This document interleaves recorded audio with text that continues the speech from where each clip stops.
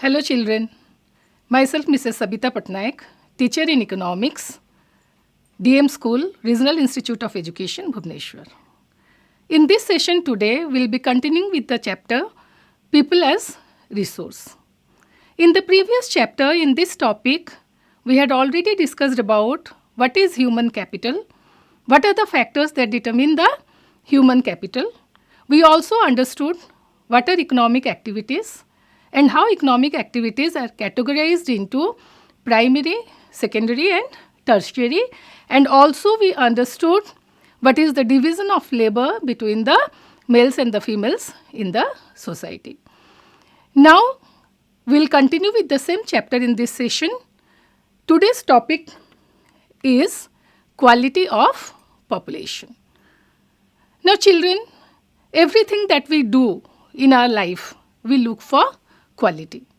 Whatever we do, whatever we obtain, we want good quality food, we want good quality, say, clothes, we want good quality of life. So whenever quality becomes important for the people, it is also equally important for the economy. Economy is because of the people of the country. So quality of the population is also important as it is important for us in our day-to-day life. Now the question is, how the quality of the population is determined or how it is decided. Now in the previous session, children, I had given you an example of two friends, Ranjana and Ranjita, who are residing in a village, Palampur. There we saw how Ranjana could earn a good quality of life because of education, because of training and because of skill. And also her good health played an important role in determining her quality of life. So when we talk of quality of population, we realize that it is the education, it is the training, it is the skill, and equally important is the health aspects which determine the quality of population. Now we saw in the example how investment in education of Ranjana by her parents could give her returns in the future life. She could obtain a good job, she could obtain good salary, and not only she contributed to her development but also to the development of the society and the nation. In comparison to her, we saw that her friend Ranjita was deprived of education and she couldn't become as qualitative as Ranjana. So to determine the quality of population, the three things that are important are education, health and skill formation. Now children, how is education measured? Like how do we know what is the overall educational status of the people of our country? Okay. Now for that we use the indicator literacy rate. And to understand the health status of the people of the economy, we use the indicator life expectancy. And skill formation is also important, and these three things, they are going to determine the production capacity of the people in the economy, and that is going to determine the economic growth. Now let us understand what is literacy rate and how literacy rate goes to measure the status of education in our country. Now children, the working definition of literacy in Indian census since 1991 is what? Literacy rate is the total percentage of the population of an area at a particular time, aged 7 years and above, who can read and write with understanding. And how is this literacy rate calculated? This literacy rate is calculated by taking the number of literate persons aged 7 or above, and that is to be divided by the population aged 7 and above. It is not the total population with which we are going to divide it. We are going to take the number of literate person aged 7 years and above and divide it with the population aged 7 years and above. Now, government has been doing a lot for improving the educational status of the country, because we realize that education is one of the foremost and important aspect in determining the growth of the economy. Education leads to innovations, and it is through education we can apply the technologies in the process of development. So government is almost spending 2.7% of our total nation's income, that is the GDP, on making provisions to increase access to educations. What is the government doing? Some of them I have listed down. We can have a look at that. Number one is setting of Navodaya Vidyalaya in each district. Now, this setting up of Navodaya Vidyalaya is significant in bringing the talented rural children into school for quality education. It especially aims at them who are unable to pay for their education.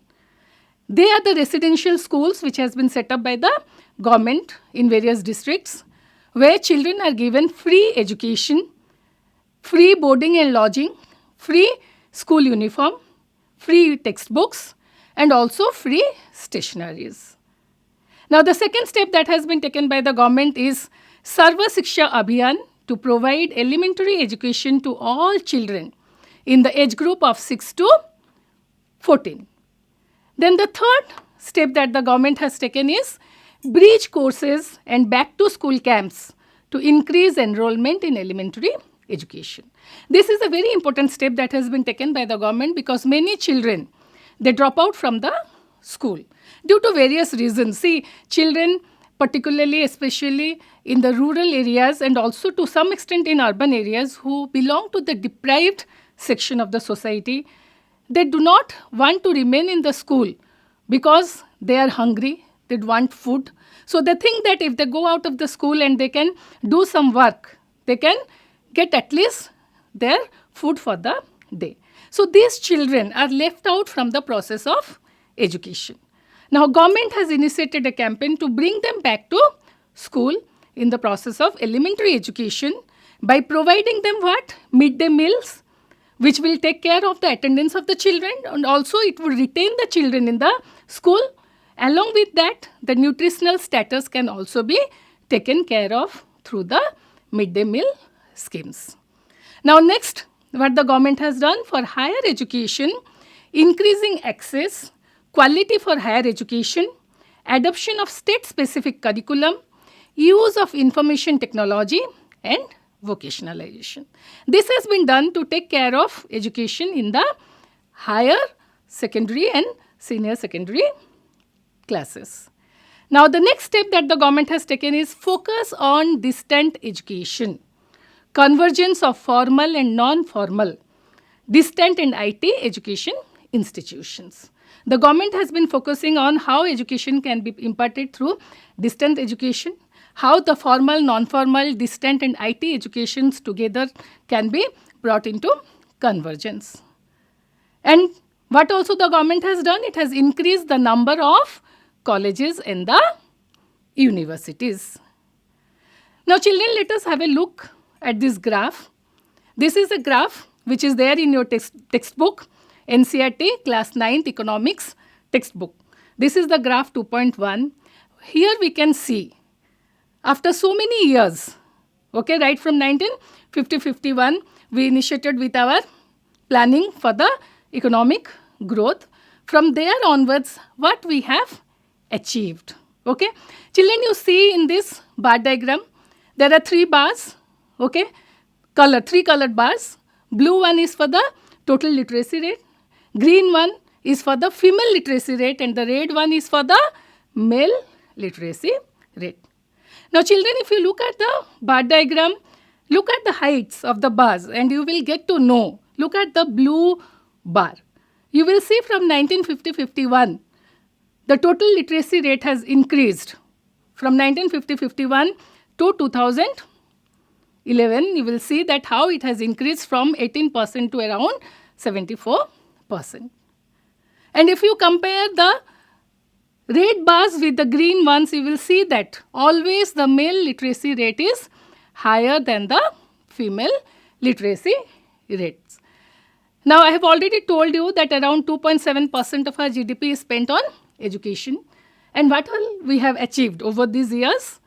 Literacy rate has increased from 18% in 1951 to 74% in 2010 and 11. And the literacy rate among males is 16.6%, which is higher than the female literacy rate. Why the males? They are more literate in numbers in comparison to the females. See, children, this has something to do with the historical and the cultural reasons. In India, our society is a male-dominated society. All the families, they want to give preference to their male child. Not exactly all the families, but most of the families. Okay? They want to give preferences to their male child because the mindset of the people is like that. Okay? They want that the male children should be educated because they are going to support the family in future. And females are meant to only to be used in the domestic chores like cooking, cleaning, washing. And these all activities do not require any formal education. That is the mindset of the people. Okay? And again, what we observe that literacy rate in urban areas is higher in comparison to the rural areas. It is again higher by 16.1%. Why in the urban areas literacy rate is higher? Because people who are living in the urban areas, they have an exposure to realize that investments in education is going to give a return. Okay? And again, it is the mindset of the people regarding the usefulness of the education. In the rural areas, another important factor that dominates is that the availability of the school in the vicinity. That is one more important aspect. Okay? Now, because of all these reasons, literate population is more in the urban areas in comparison to the rural areas. Now, the primary school system has also expanded to over 8.41 lakhs in 2015 and 16. Now, the government has done a lot of things to improve the educational status of the population. We can have a look at the table. This is the table 2.1, which is again there in your economics textbook of NCERT. Now, you will find in this table, the number of colleges has increased from 750 to around 41,000 from 1950-51 to 2018 and 19. We have taken the data. In 1950-51, the number of colleges were 750. But in 2017 and 18, it is around 41,000. So, how it has increased? We are seeing that in this table. The number of universities have also increased. It has increased from 30 to 911. As per the data available from 2018 to 19, we see that around 911 universities we have. So also the students' enrollments have increased from 2,63,000. You can see how it has increased. And also the teachers in the universities and the colleges, the number of that also has increased. It has increased from 24,000 to 12,84,957. Now, why the government is spending so much of amount in establishments of universities, colleges and all? Because it wants to improve our educational status. Okay? Now, the next indicator which will indicate the quality of our population is health. Why? Health is important because an healthy individual is considered to be an asset, and an individual who is suffering from ill health is considered to be a liability. Now, children, in our example, we saw that how Ranjana could not pursue with her education because of ill health of her father. She was forced to go to work with her mother to take care of the family needs. Okay? That is why if health is ignored, we cannot proceed with our aim of attaining a good quality of life. Health is a very important indicator of an individual's productive capacity. A healthy person can work efficiently in comparison to a person with ill health. That we saw when we took the example of Ranjana and Ranjita, that we saw that how Ranjana could become an useful asset to the economy because of also good health. Now children, if any company which is looking for profit, if it is a company or an institution, any organization or any industry, factory, whatever, they are working to suppose say make profit and increase their productivity. Now will they employ an individual who is suffering from ill health? No. They will always like to employ an individual who is having a good health, because health increases the production capacity of the individual. That in turn will increase the production of goods and services in the economy, and that will lead to economic growth. So how do we know that the health status of our economy is good or bad? For that, we will be using the indicators: life expectancy rate, infant mortality rate, birth rate, and death rate. Let us understand what is life expectancy. Children, life expectancy refers to the average number of years a person can expect to live. What is the number of years one individual is expecting to live?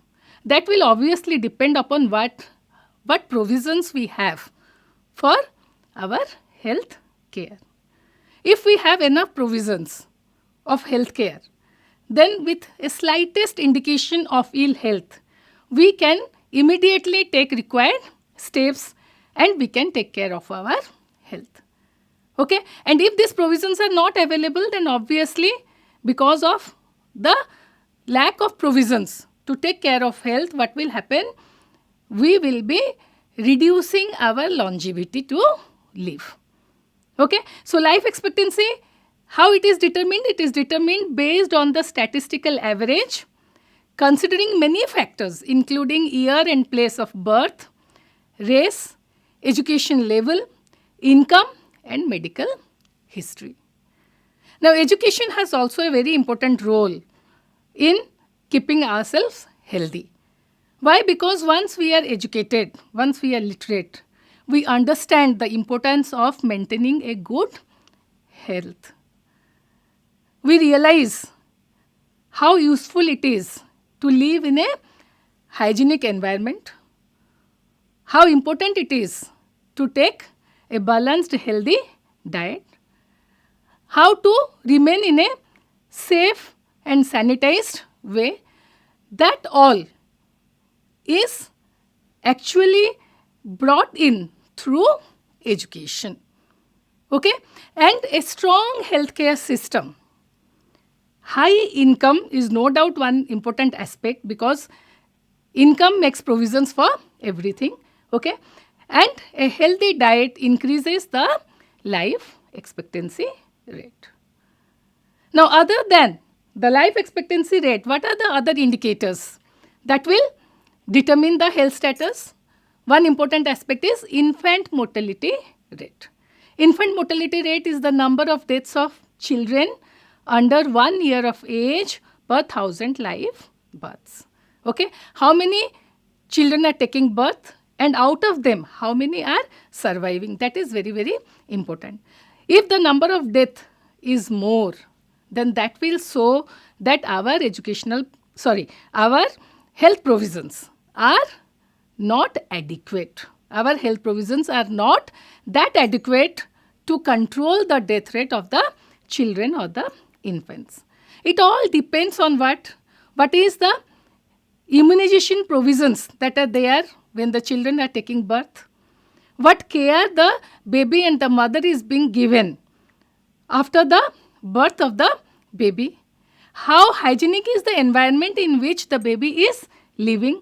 All this accounts for what is called as the infant mortality rate. Then another important indicator is what? Birth rate. Birth rate is the number of babies born for for every 1,000 people during a particular period of time. Okay. Now this birth rate, if it is less, then it signifies that we are progressing towards development. Higher birth rate is always an indicator of what you can say is that it will diminish our growth rate if the birth rate is high. So birth rate needs to be controlled, and that can be done only through education. Okay, educated family, they understand and realize the importance of having a small family or the benefits of having a small family. That is why small families, they have better quality of life in comparison to the families where there are large number of individuals. Okay. Then the next indicator is death rate. The death rate is the number of people per 1,000 who die during a particular period of time. Now obviously if the death rate is high in a country, that means our medical provisions are not up to mark. People are not getting the medical care and attention, that is why the death rate is high. So in order to take care of the death rate, the infant mortality rate, and to increase the life expectancy rate, the government has been doing a lot. We have here what the government has done and what is the results that we have obtained. Okay.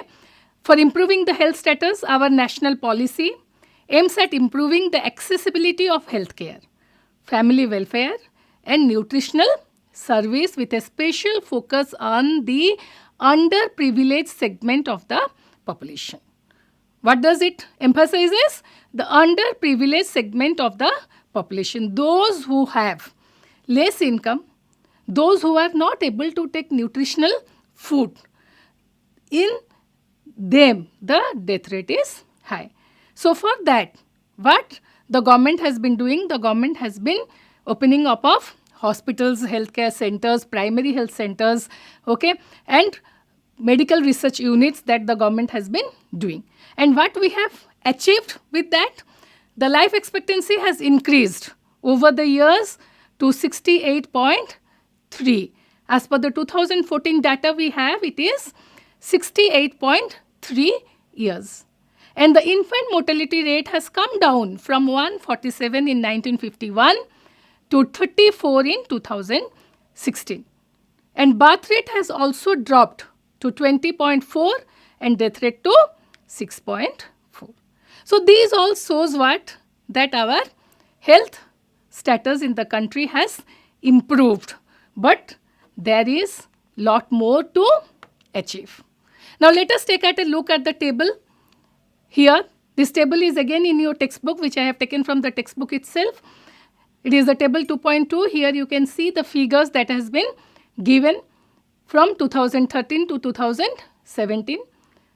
The sub-centers, the primary health centers and the community health centers, how their number has increased. What was it in 2013? It was 1,81,139 and it has increased to 187,506. Similarly, the dispensaries and the hospitals, that has also increased. The beds which is available for the patients, that has also increased. We have here only the data for 4 years, that is from 2013 to 2017, 4-5 years data we have here. Okay. So in comparison to the previous 5 years, we can see how it has increased. The registered doctors and the medical councils, the nurses, they have also increased, their number has also increased. Okay. Now, in a nutshell, we can say that there are 381 medical colleges and 301 dental colleges in India till date. And the states like Andhra Pradesh, Karnataka, Maharashtra and Tamil Nadu, they have the maximum number of colleges. And coming to education and health, the number one state in our country which has achieved a higher literacy rate and also its health status is also in a leading figure, it is the state Kerala. Okay, children. Now, the third important factor in determining the quality of population is skill formation. We have already taken an example in the previous session of Ranjana and Ranjita, and I had told you how because of Ranjana's training, she could get a job and could improve her quality of life. Okay, so we realize that what is the importance of skill formation. Skill formation means you would be receiving training regarding some area of work. Okay, it means developing efficiency of human beings through training so that production and income can be increased. For that, vocational streams have been developed to equip students with occupations related to knowledge and skills. Government has opened up vocational institutions, vocational streams that are giving training to the students, training to the children, okay, so that when they grow up, they become specialized in a particular work and they can earn their livelihood. Okay, and one of the recent important step that has been taken by the government under skill formation is the Pradhan Mantri Kaushal Vikas Yojana. It is a skill development initiative of the Government of India for recognition and standardization of skills. And under this, the major focus is given to the training of the women in the society so that they can become economically independent. Under this scheme, around 73 lakhs candidates have been trained, out of which 40% are women. 40% of the total trainees, they are the women. The aim is what? To make women literate, to make the women self-sufficient to earn income and become economically independent. Okay, so that they can look for a better future of their children in the society.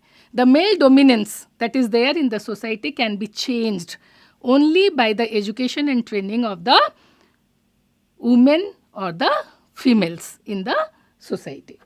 Okay? Children, education, training, skill formation, importance to health, they all are leading to creation of assets, or the resources are being effectively used, okay, through this. But in spite of all this, whatever the government has done, in spite of all this, we still see there is lot of unemployment in our economy. Unemployment is still a problem in our country. Okay? Now, unemployment means what? Unemployment is a situation which exists when people who are able and willing to work at the going wage rate, they cannot find jobs. I am trained, I am educated, I am willing to work, and if I don't get work, then I am said to be unemployed. Okay? And people who are in the age group of 15 to 59, they are called the workforce of the country, or they are the workforce population. So anyone in between 15 to 59 who is willing to work but is not able to get a work will be called unemployed. Those people who are not willing to work, okay, they cannot be called as unemployed. It is by choice they are not willing to work.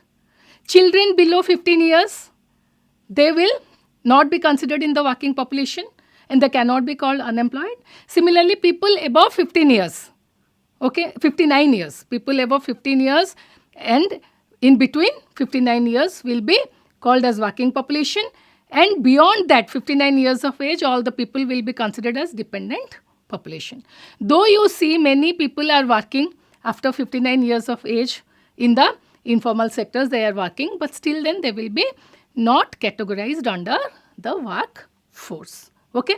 And the nature of unemployment that we see in our economy, okay, can be categorized into 3 types. What are they? Seasonal unemployment, disguised unemployment, and educated unemployment. These are the 3 types, basically 3 types of unemployment which is seen in our economy or which is seen in our country. Okay? Children, what is seasonal unemployment? Seasonal unemployment happens when people are not able to find jobs during some month of the year. Okay? Now, what does that mean?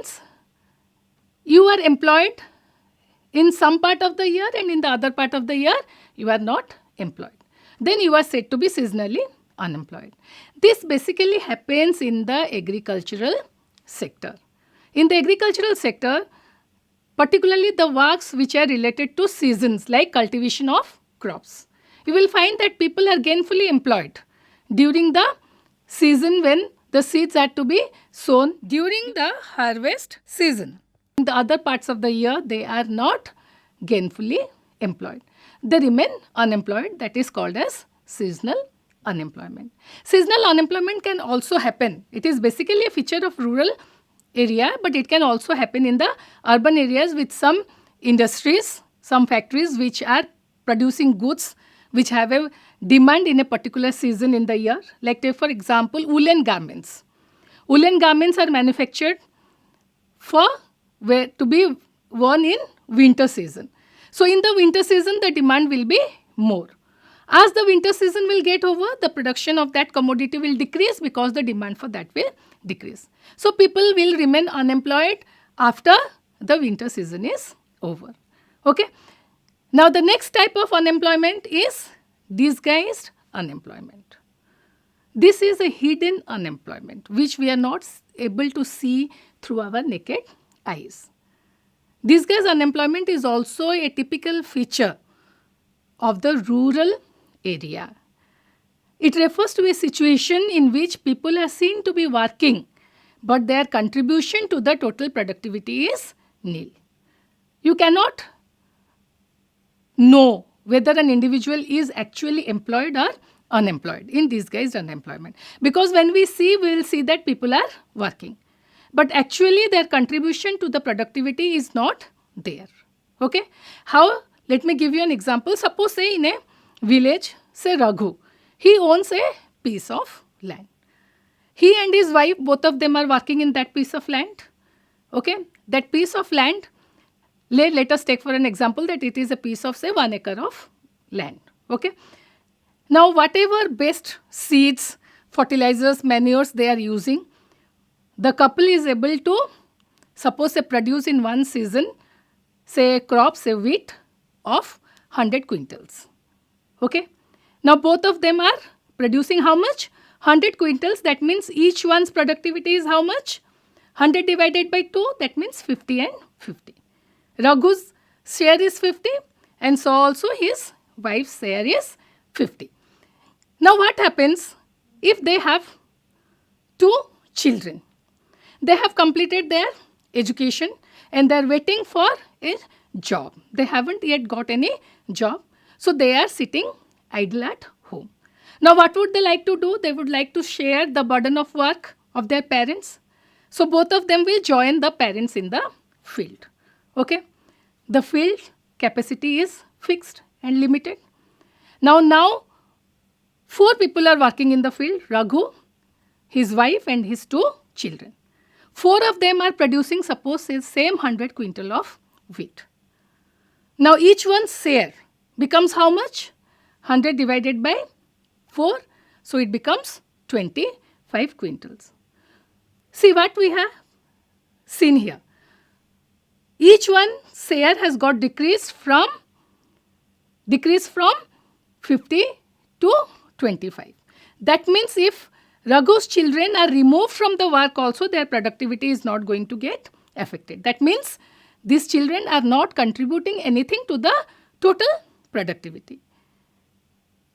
That is why they are said to be disguisedly unemployed. We cannot make out if a person is actually employed or unemployed by looking. That is why it is called as disguised unemployment. And finally, the third one is educated unemployment, in which educated people are unable to find appropriate jobs according to their qualification. There are postgraduates, graduates, okay? They are technically qualified people, but they haven't got any job as per their qualification. Then they will be called as educated unemployed. Okay? Now a paradoxical situation has arisen in our economy where we find that there is excess of skilled manpower in certain areas and there is shortage of skilled manpower in some other areas which is required for economic growth. There is also a situation of unemployment of technically qualified persons in many areas, and there is also a situation of shortage of technically qualified people in certain other areas. Okay. Now, whatever it is, whether seasonal, disguised or educated unemployment, unemployment is detrimental for the overall growth of an economy. Unemployment leads to wastage of human resources. Unemployment for a longer period of time makes our youth feel what is called as a feeling of despair, or they are feeling of what is called as they are not useful to the society, that creeps into them. And that leads to what? Wastage of human resources in our country. The unemployment makes the population a liability rather than making them an asset. Okay? So, unemployment needs to be taken care of. The primary sector is in our country absorbing a huge population where, or huge workforce where there is disguised unemployment. Now, these people who have moved from the primary sector to the tertiary and the secondary sector, they are also not in large number because employment opportunities are less. Okay. Now, in the recent situation, you saw how the corona pandemic, okay, has led to migration of the laborers from the urban areas to the rural areas. What has it done? It has created unemployment for all those people. Now, this is a tough time for the economy. How to handle this unemployment problem is a big question. Okay, children, now let us reflect on what all we have studied. We'll have a quick reflection. Okay. On this reflection part, my first question is, one who can read and write in any language with understanding is termed as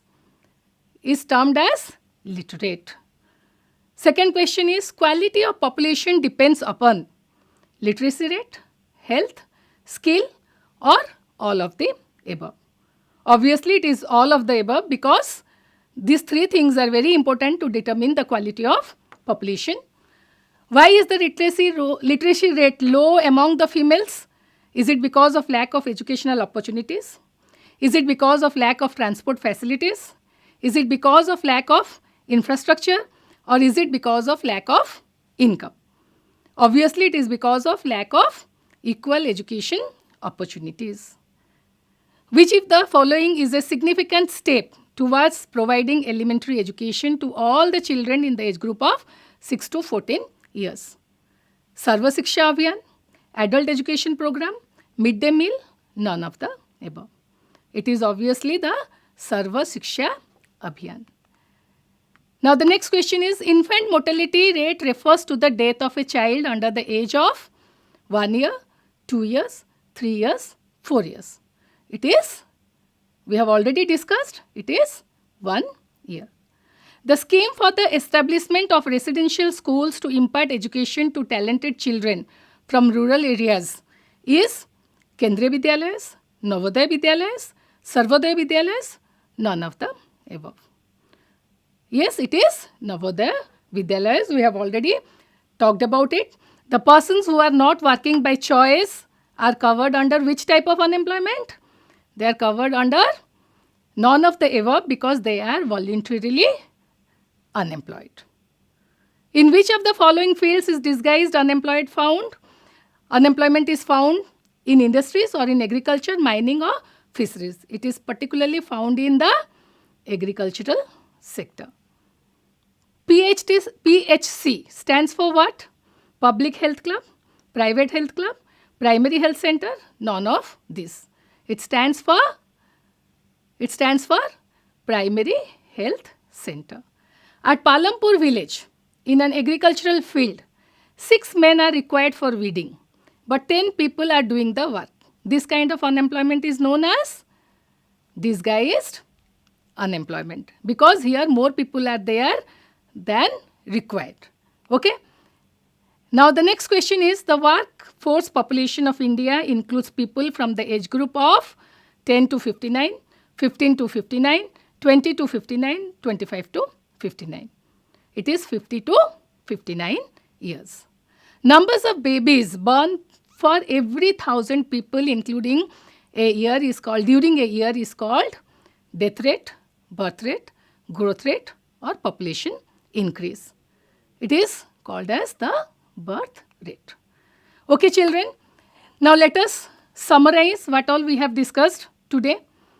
We realize that literacy rate, life expectancy, skill formation, these are the three important aspects of quality of population that determines the higher productive capacity of the individuals, which in turn will lead to higher income, and ultimately high income is referred to as economic growth.